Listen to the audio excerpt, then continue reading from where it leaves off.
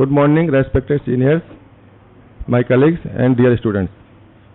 Today's CCR is of Department of Urology, and I am presenting very brief overview of our department. The Department of Urology is very well established department in our hospital. We are providing superior and comprehensive patient care. We provide daily OPD services in which include uroflowmetry and urodynamics study, and emergency care and indoor services on 24-hour basis. We have 5 consultants in our departments and 6 residents per year. At a time we have 18 residents, and we have academic activity, 1 seminar and 1 case presentation per week.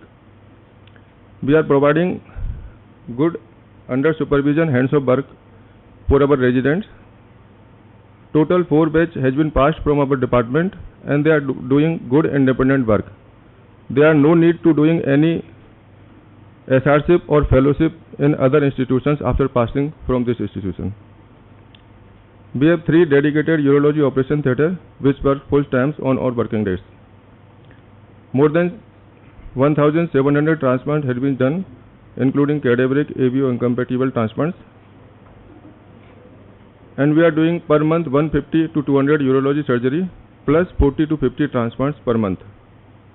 We are doing all type of surgeries, including endourology, reconstructive urology, pediatric urology, laparoscopic surgery, oncourology, and total number of publications in our department 27 in various national and international journals. Now I come to our today's CCR, a case 21-year-old male with hypertension, diabetes and left side weakness. My resident Dr. Kishan will present the case.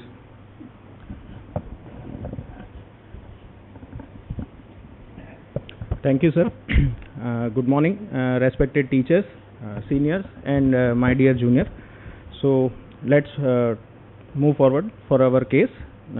So our case was a 21-year-old male patient who presented to us 3 years back on 23rd August 2020 with chief complaints of palpitation, abdominal pain and headache since 2 years, and hypertension, diabetes and left side weakness since 1 month. So coming to presenting illness, he had palpitations that were on and off, mostly noticed while resting, and they were intermittent in nature. Palpitations were also short lasting and relieved gradually on its own, and they were not related with physical exercise. Abdominal pain was generalized, insidious in onset, dull aching in character, no aggravating and relieving factor. It was intermittent and mild to moderate in intensity. Was relieved by taking oral analgesics, and patient also had history of taking ATT for 6 months, but still patient complained of abdominal pain after ATT course. Now headache, which was insidious in onset, that was diffuse and mild to moderate in severity. Monthly he complained of around 4 to 5 episodes, and it was not radiating anywhere. It was throbbing in type, and it was not associated with nausea, vomiting, tearing or redness of eyes, and there were no visual changes. So he also complained of hypertension, which was since 1 month, and it was persistent and with burst of paroxysm sometime. It was also multi-drug resistant. In spite of 5 drugs, blood pressure was poorly controlled, and he was on following drugs: telmisartan, amlodipine, metoprolol, clonidine and hydrochlorothiazide. He also had loss of consciousness in previous month, in month of July 2020, when he was at home, and then followed by that he was taken to hospital, where on investigation he was diagnosed to have intracranial hypertensive bleed for that resulted in left side weakness, and he was also diagnosed of diabetes at that time. So loss of consciousness was sudden in onset, not associated with seizures, and he remained unconscious for a few days, and there was no history of vomiting, head trauma, fall, fever before loss of consciousness. Diabetes was also recently diagnosed. It was not controlled by oral hypoglycemic, so he was on multi-dose insulin. And there was no history of blood vision, chest pain, sweating, breathlessness, peripheral edema, decreased urine output and weight loss. So past history: when he was 13 years of age, in April 2012, he had complained of neck rigidity, diplopia and dizziness that was progressive in nature, and after 6 months he was evaluated and his MRI showed suggestive of cerebellar hemangioblastoma. So he underwent surgery outside for suboccipital craniotomy, gross total excision with VP shunt on 4th of November 2012 at other hospital. Followed by surgery, patient was well for next 6 years. He resumed his studies. He was having his normal routine activities. But then in August 2018, he also having started complaining of abdominal pain.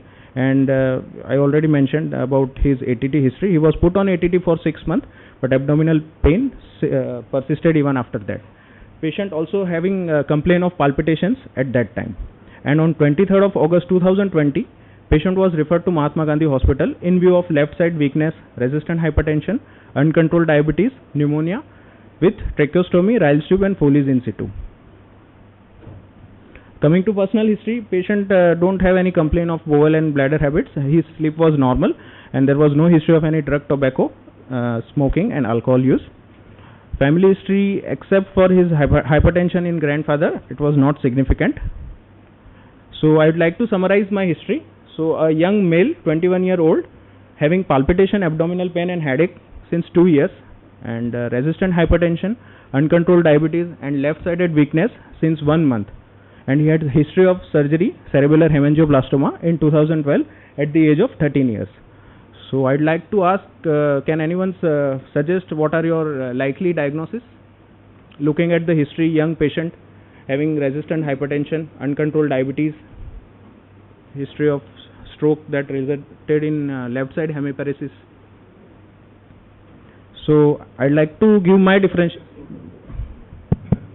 The medicine residents should start the differential diagnosis even if it's tentative. So I'd like to give my differentials. And vascular, we can have renovascular hypertension, as sir already mentioned, coarctation of aorta, endocrinal causes, pheochromocytoma, most common, looking at the young age, paroxysm of hypertension, this apodomas of small intestine, carcinoids, Cushing's, Conn syndrome, and in familial we can have ADPKD. So general collagen vascular disease और add करना चाहिए ना? Okay. Like young patient multi-system involvement, as Dr. Kapoor mentioned, I would put that as there could be like a vasculitis in the cerebral system, also in the renal system, which could explain everything, and you should think of that. Okay. Moving forward to sir, autosomal dominant polycystic kidney disease. General physical examination, patient was average built, heart rate was normal except for his blood pressure. Rest of the findings were normal. His blood pressure was 160 by 117 mmHg. I measured his blood pressure in all 4 limbs in sitting and supine position. So respiratory CVS examination was mostly normal. Patient was conscious oriented to time, place and person with left side hemiparesis, and there was no facial deviation. Muscle power on right side was normal, and left side it was around 3/5. Systemic examination, inspection, abdominal examination was normal, and on palpation there was no palpable lump or organomegaly. So we move forward to routine blood work. His routine blood work was normal except for raised blood sugar, and HbA1c was around 8.9. Rest of the findings were normal according to his age. So I briefly describe my examination and investigation. A 21-year-old male tracheostomized with Ryle's tube and Foley's, with left side hemiparesis, young onset resistant hypertension, young onset diabetes. So I will ask once again, what next? Any change in differential or any more investigations? Can anyone recommend? Ultrasound. Okay. So we had his ultrasound, and we also, looking at the ultrasound, we also advised for biochemical evaluation. Looking at his age and paroxysms, we suspected any adrenal pathology. So we advised for plasma-free normetanephrines, and that was very high, suggesting of pheochromocytoma. His cortisols were normal, and looking at his age and multiple system involvement, we also like to rule out this genetic cause. So we also sent next generation sequencing. We sent blood sample for that, and we advise CECT, whole abdomen, triple phase. So I would like to invite Dr. Shailesh to describe the imaging. Thank you. Good morning to all the respected teachers, seniors, and my colleagues. I will be talking about the radiological aspect of this case. The CCT whole abdomen was done, and in which we can see there are intensely enhancing heterogeneous lesions in bilateral suprarenal regions are seen, with few non-enhancing lesions seen within it, suggestive of cystic or necrotic areas. Next, this is a coronal image of CT scan. These are the two kidneys in which we can see small hypodense cystic lesion with internal septation seen within it, which are enhancing on post-contrast imaging.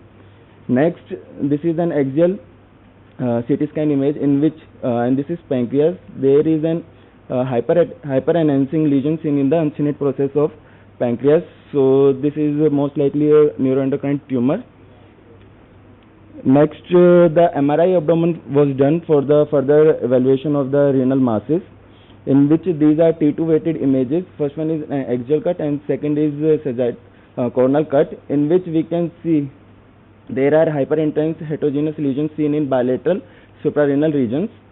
Next, this is pancreas, in which we can see there is a hyperintense lesion in uncinate process of pancreas, which is neuroendocrine tumor. And next, this is an T2 weighted images, in which these are the kidneys, in which we can see two lesions, one in right kidney and second is in left kidney. Now, as we know, the simple cyst appears as fluid intensity fluid which are seen in GB, intestine, and spinal canal of CSF in spinal canal, but these lesions are less bright than the fluid in GB, so these are not simple cysts, and which are having colloid or thick septations within it, so we are dealing with a malignant etiology. So the differential diagnosis for the bilateral adrenal masses are pheochromocytoma, paraganglioma, metastasis, lymphoma, and adrenal cortical carcinoma.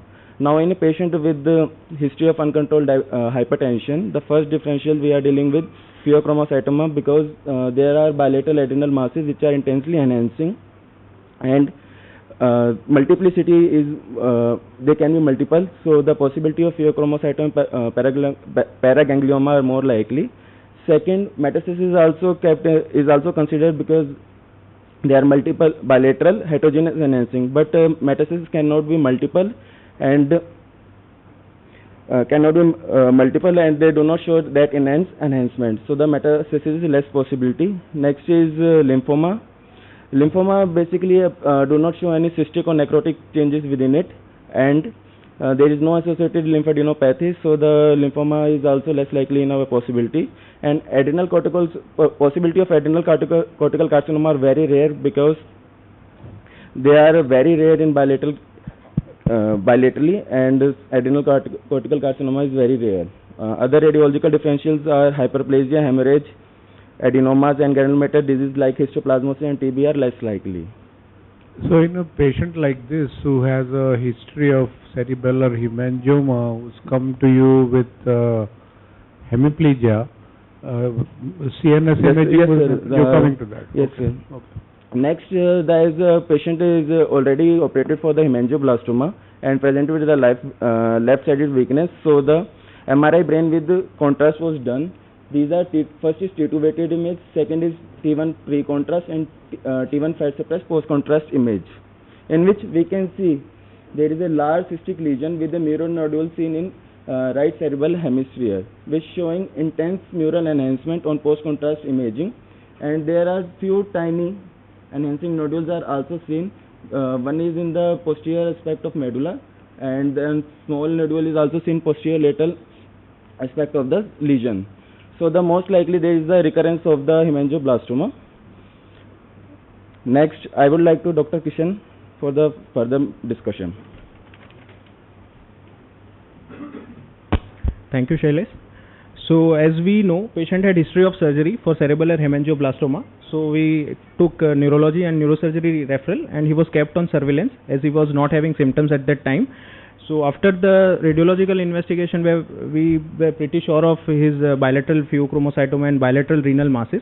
So at that time we planned for bilateral adrenalectomy and paraganglioma excision, and so we referred our patient to endocrinologist for preoperative workup and anesthesiologist for fitness and intraoperative management. So I would like to request Dr. Jyoti to present preoperative workup. Thank you. Good morning, respected teachers and my dear colleagues. So this patient was referred to us for preoperative management, which is very crucial in such patients of pheochromocytoma and paragangliomas to combat the excess catecholamine state.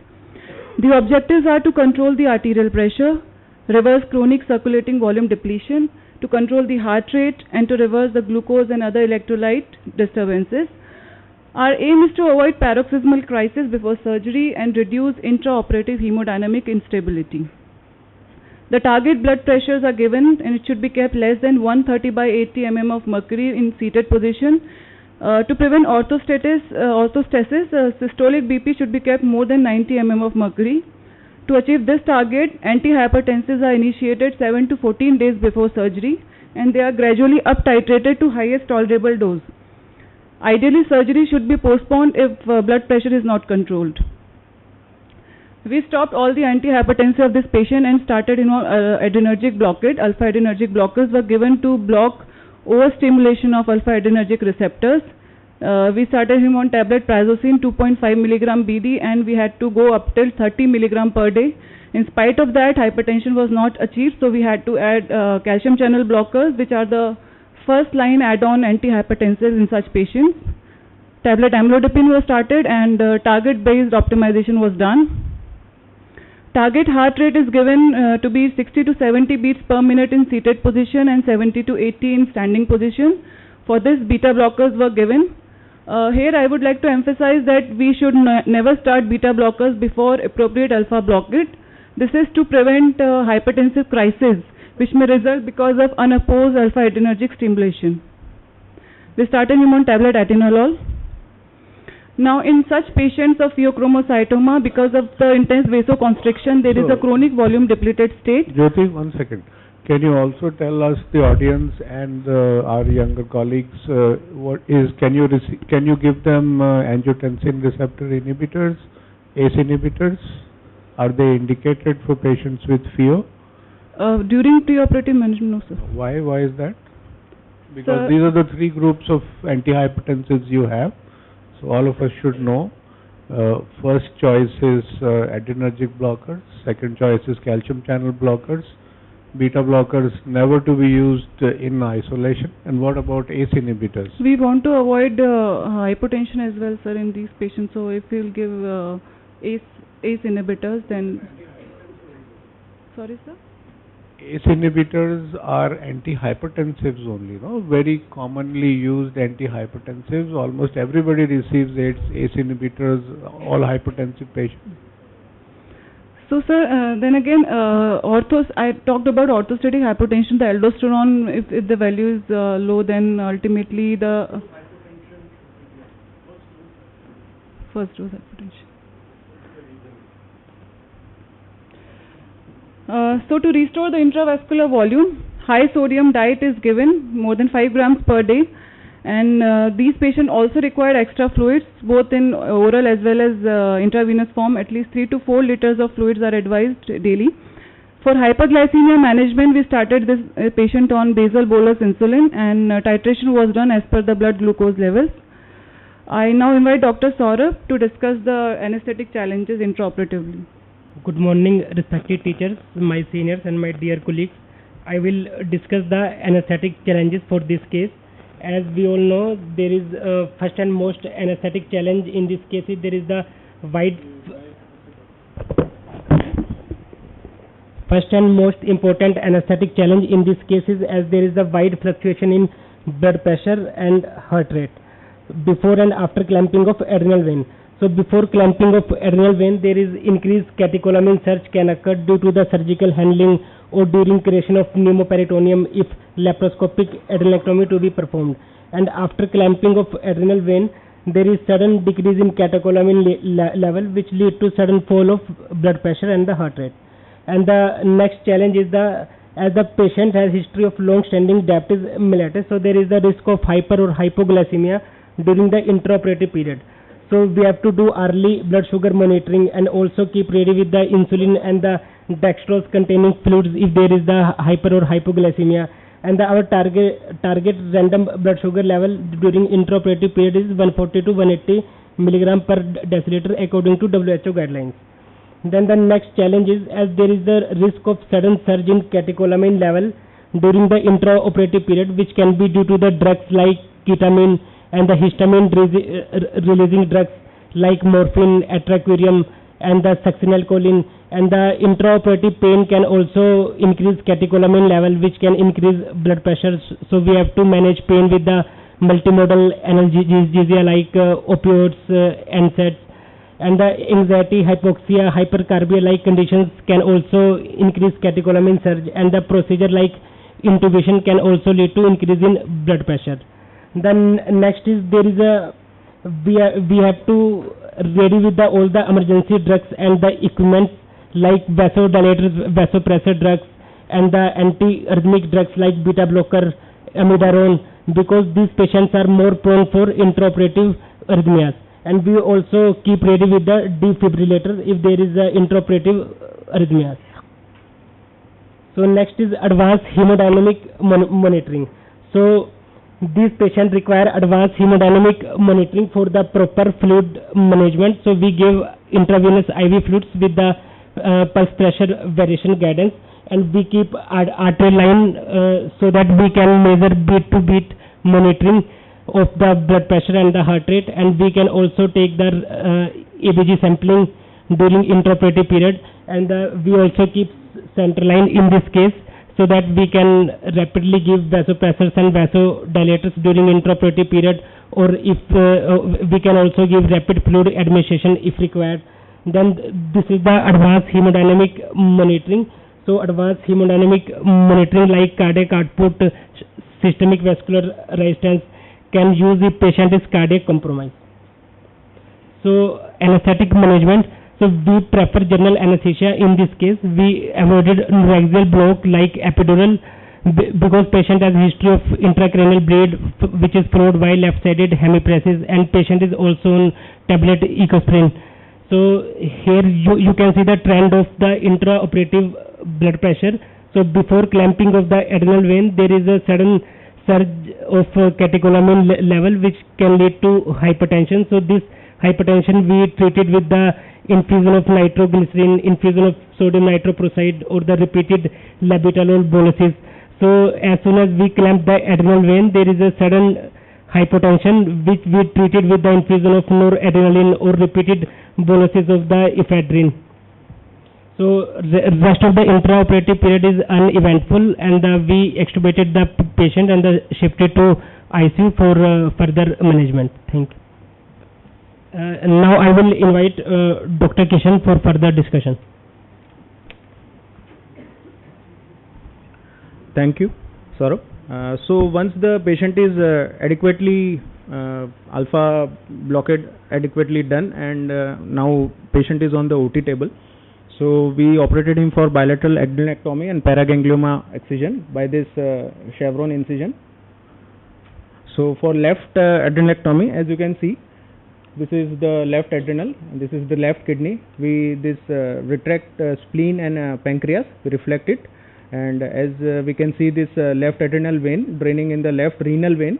So we take control of the vein, we ligate it and then cut it, and we separate the adrenal with blunt and sharp dissection, and we remove it. All the steps are mostly same for except one. For right adrenalectomy, as you can see, this is the second part of duodenum. We need to perform this Coccus maneuver to mobilize this second part of duodenum, and we expose this inferior vena cava. And on right side, as you know, right adrenal vein drains directly in the inferior vena cava. So we take control of the vein, and we dissect the adrenal and we remove it. This is the taking control of adrenal vein. So post-operatively, patient was kept in ICU for 1 day, and we watch for hypotension and hypoglycemia, and we start him on glucocorticoid and mineralocorticoid supplements. Initially, when patient is nil per oral, we give him hydrocort 50 mg 6 hourly, We also give stat dose intraoperatively as soon as we clamp the second adrenal vein, and once the patient is switched to oral steroids, we take him on omnacortil and fluorocort. And yes. So this is a patient in which preoperatively you knew that he has bilateral adrenal tumors. He also has a pancreatic SOL, yes, and a paraganglionic tumor. Yes. So did you not plan for addressing the pancreatic SOL also and the paraganglioma also in the same surgery, or we excised bilateral adrenal and paraganglioma in one sitting, as and the pancreatic neuroendocrine tumor was around 6 mm. It was mostly non-functional, so we don't know whether it is a pancreatic neuroendocrine tumor. We just know that it's a space-occupying lesion in the pancreas, yes, as of just now. Yes, sir. We confirmed it with MRI and CT also. It was around 6 mm, so we decided to keep him on surveillance. So preoperatively it was decided not to intervene as yes, far sir, as the pancreatic SOL was concerned. Yes, sir. And regarding renal tumor also, it was around 10 mm cystic lesions in both the kidney at that time, so we did not opt for renal surgery also. Excuse me, since he had bilateral disease, is there any role of MIBG scan before going for surgery? Sir, in current scenario, sir, we don't prefer MIBG, sir. We prefer this FDG PET or DOTA-TET scan, but it is clear cut from the CT, and looking at the Hornsby unit, we are pretty sure, and plasma-free normetanephrines are quite raised. Not for diagnosis, but the accessory tissues, so liberating these hormones. Yes. Post-operatively, if we are suspecting metastasis or any remnant or residual, we can go for MIBG, and that has therapeutic role also for treating the residual tumors also. Sir, but I will come to that point, sir. We repeated this biochemical test, and it was normal, so that suggests there was no residual, or yes, sir. So biopsy came up. Yes. In the exam, if you don't say something, you don't get marks for it. Now, you didn't mention when you described the operative procedure that you removed the extra adrenal tumors also. Yes, sir. You never said that, so we presume, and that is why Dr. Hemant asked that question. Yes. So you have to say it. Nothing is understood. All examiners know that it is there in your mind. Everybody would know that you must have removed that, but you don't get marks for it. Second, the pancreatic tumor. So how did we know that it is in a patient who has diabetes, which is not getting easily controlled? How do we know that the pancreatic SOL is non-functional? Sir, for any neuroendocrine of tumor, we can I think let the endocrinology. Well, we usually rule out two common, you can say, pancreatic tumors. First is insulinoma and gastrinoma. These are the most commonly encountered tumors. Of course, there are rare causes of VIPomas, etc. So there was no, in investigation, no clue for gastrinoma and insulinoma. Yes, sir. So, actually, your sir's point was very much relevant, but decision was not to investigate further, was just based on the clinical relevance. In VHL, almost 95 to 98% of PNETs, that is pancreatic neuroendocrine tumors, are non-functional. They are not functional. In contrast to MEN1 syndrome, where we can have all kind of functional tumors ranging from gastrinoma, insulinoma, VIPoma, etc. So and we knew because of all these associations, having hemangioblastomas, renal cell carcinomas probably, and pheochromocytoma, that we are dealing with the patient with VHL, even without genetics. So that is why we took it as a non-functioning entity rather than being investigated. We can always send glucagon level just to rule it out, but practically that was not the possibility in this case. And rather the more common explanation for diabetes is pheochromocytoma. As we know, catecholamines are the hormones which produce resistance to the insulin hormone, and it has been almost 33% of pheochromocytoma can have impaired glucose tolerance, or they can have diabetes. So there was much more readily available explanation. That's why we have not explored this aspect further. Thank you, sir. And biopsy also came out to be pheochromocytoma. It was in benign nature. PAS score also less than 4. So once the patient was stable, patient was discharged and advised regular follow-up, and he was not requiring any medications for diabetes and hypertension. We also sent a genetic study earlier, and the result also confirmed our diagnosis of VHL. He was having a known mutation. So something about VHL, some brief description. As you know, the familial form of clear cell RCC is von Hippel-Lindau disease. It is an autosomal dominant disorder. Incidence is around 1 per 36,000 population, and RCC is the most common cause of mortality in VHL now. And RCC in VHL disease, as sir already told, it differs from sporadic counterpart, that it has younger age of presentation, and it is multiple and bilateral renal tumors. And surgical options, as we already mentioned, we prefer nephron sparing approaches such as partial nephrectomy, and in that also we prefer enucleation and or else thermal ablative procedures to avoid end-stage renal disease. This was the data, sir, I was talking about. National Cancer Institute, USA, have defined a 3 centimeter threshold for intervention. So at the time of diagnosis of bilateral pheochromocytoma, he was having 2-3 cysts in bilateral kidney and one complex cystic lesion or doubtful lesion that was around 10 mm. So we did not intervene at that time, sir. So these are the various manifestations. Retinal in CNS, patient can have retinal hemangioblastomas, endolymphatic sac tumor. Craniospinal, we can have cerebellar brainstem and spinal cord hemangioblastomas. Visceral, it can have RCC, renal cyst, pheochromocytoma, pancreatic neuroendocrine tumors, and this cyst and broad ligament cystadenoma. So these are the various types of VHL. So as you can see, type 2B has all the characteristics of renal cell carcinoma, pheochromocytoma, and CNS and retinal hemangioblastoma. So our patient was type 2B. And after follow-up, on follow-up, after the surgery, we advised for plasma-free normetanephrine for adequacy of surgery or to rule out the residual. So it was around 76 and that was normal. So sir, there was no indication of the other scan. As a general rule, when you mention a follow-up value, yes, you should always mention the baseline. By this time we have forgotten. Okay. You should always, in the exam, in the rounds, whenever you mention a follow-up value, you should always tell what was the baseline to start with. Sure, sir. It is less than 216 is normal, sir. Okay, sir. Starting initially he had around 6,224, sir. Okay, sir. So this is the follow-up CT scan after a year, almost a year, in 2021, and it showed no remnant of bilateral supraradial region. His this renal cell carcinoma or this cyst was increasing in size. It was around 18 by 14 mm in upper pole of right kidney and left kidney 10 by 10 mm.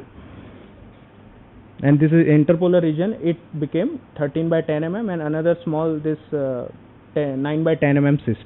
So he was on annual surveillance. This is the CECT abdomen of 2023 that showed this increased size.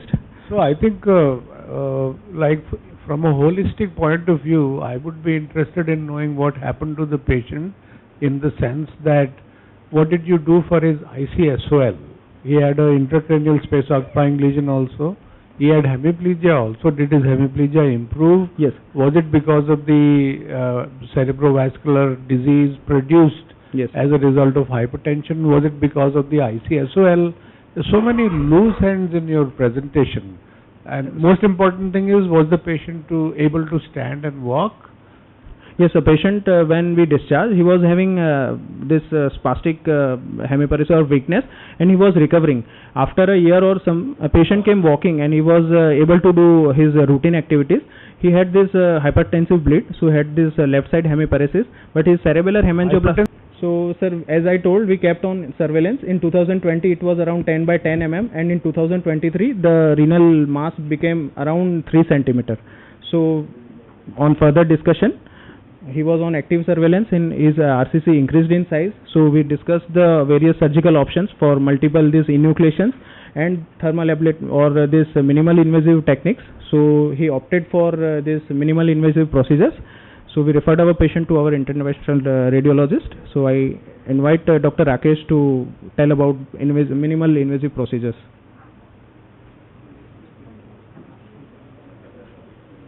Good morning, everyone.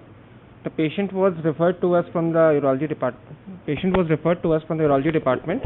as we know that we are knowing that the patient is having case of VHL patient, von Hippel-Lindau, and as also sir also told that these patients are prone to have multiple bilateral, metachronous and synchronous cancers, and they may require further surgeries. So a minimal invasive procedure is desired, so that the idea is to preserve the nephron. So with this intent in mind, we thought of a minimal invasive modalities. So these are the options what we have right now.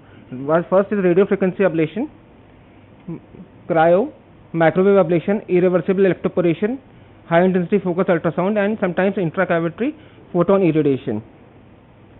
We chose microwave ablation in this patient because it has certain inherent advantages. It is basically based on the electromagnetic, it generates electromagnetic waves. It has a less heat sink effect. As we all know that kidney is a very highly vascular perfused organ. So what we desire is that to get a very good intratumoral temperature so that it does not dissipate away with the high vasculature. It generates faster heating, and the idea was nephron preservation, so very less invasive modality, and we also desire a very large ablation zone so that we get a good margin. So this is a short video just to describe how is microwaves look like. This is an antenna. It is very ergonomic style, so that very comfortably fits into our hands. This is a ceramic tip where this is active zone where it will go inside the tumor lesion. These are different antennas available in different sizes, like 15 gauges, 18 gauges, different lengths for different organs, and different wattage we can obtain depending on the different companies have different dimensions, like 60 watt, 100 watt, 140 watt, depending on the tumor size, and time can be accordingly adjusted. So how this looks like, it is a very slender cable, and now this is a diagrammatic representation. It goes inside a tumor, and the active tip goes inside this white part, and we can see how spherical it generates. This is what is desired. We can predict the ablation zone, and we have a thermocouple so that the temperature is monitored. In this index patient, we can see this white part antenna is in situ. We use 80 watts for 5 minutes in this patient, and as the microwave ablation goes on, because it generates air molecules, it appears bright on ultrasound. It looks very hyperechoic, and after when we see that everything is now hyperechoic, before taking out the antenna, we should always do a tract ablation with a low pulse volume, so that there is a very less chance of seedling across the tract. So how do we follow up these patients? Follow-up is required interval of 1 month, 3 months, 6 months, 12 months, and yearly thereafter. And what we have to look after is any degree of contrast enhancement on any contrast enhanced modality like CT or MR of more than 10 to 15 HU should be regarded as suspicious. And if it is in the first year follow-up, we should label it as residual, and after that it is a recurrent lesion, and subsequent workup should be desired. Thank you, and I would like to invite Dr. Kishan to continue with the rest of his presentation.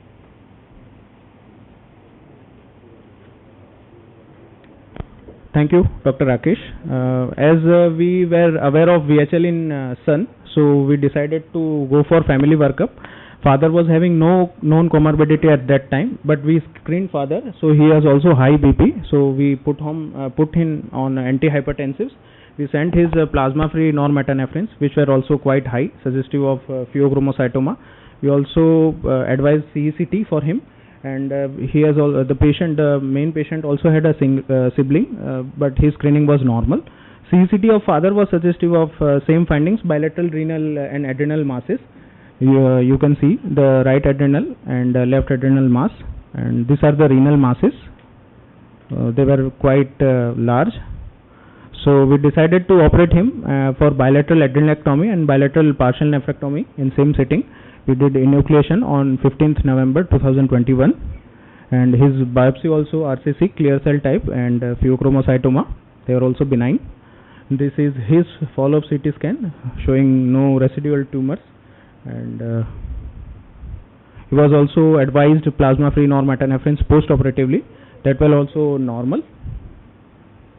And so, as you know, VHL is notorious for multiple and recurrent tumors. So we kept patient on biochemical testing and every 6 monthly and imaging yearly. So now at last I will request HL sir to speak few words.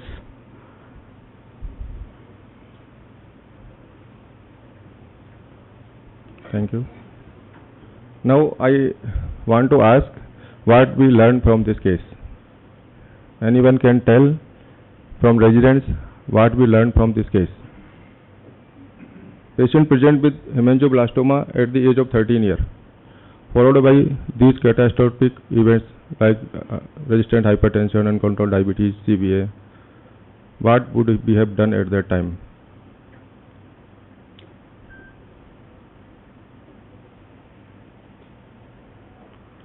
Anyone? Now this whole case is open.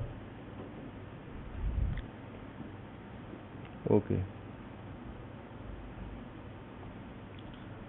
When any patient present with any unusual manifestation, especially at earlier age, we should always think familial or genetic origin.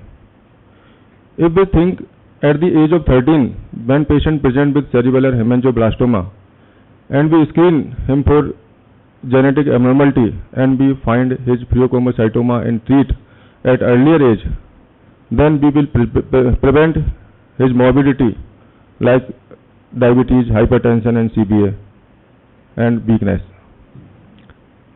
The 25% chance that cerebellar hemangioblastoma are not single entity but syndromic presentation.